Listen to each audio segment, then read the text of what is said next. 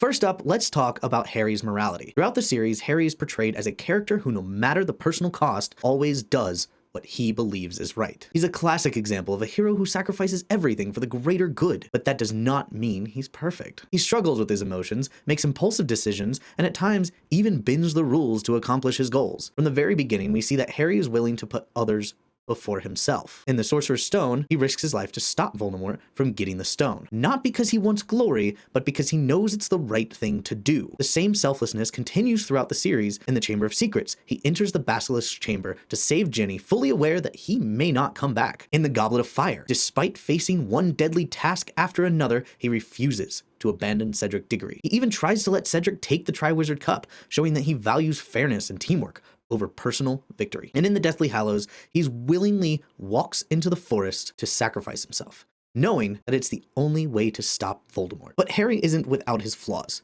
His strong sense of justice sometimes leads him to make rash decisions. A great example is Order of the Phoenix, where his frustration and anger at being left in the dark pushes him to act recklessly. His decision to lead his friends to the Department of Mysteries is well-intentioned. He truly believes Sirius is in danger, but it ultimately results in Sirius's death. That moment highlights one of Harry's biggest moral struggles. He doesn't always think before he acts, and sometimes his emotions cloud his judgment. The same battle at the Ministry of Magic also gives us one of the most interesting moments in Harry's moral journey. After witnessing Sirius's death, Harry, in a blind rage, casts the Cruciatus Curse on Bellatrix Lestrange, but it doesn't work the way it did when she used it on others. Bellatrix even mocks him, telling him that righteous anger isn't enough to truly make someone suffer. This moment is crucial because it shows that while Harry is capable of using dark magic, his heart isn't in it the way the true dark wizards' hearts are. He simply doesn't have the desire to cause pain for pain's sake. Then, right after that, we get an even bigger moral moment when Voldemort briefly takes over his body, causing him unbearable pain. But instead of breaking, Harry finds strength in his love for Sirius and his friends. That love is what forces Voldemort out of his mind, proving that even in the darkest moments,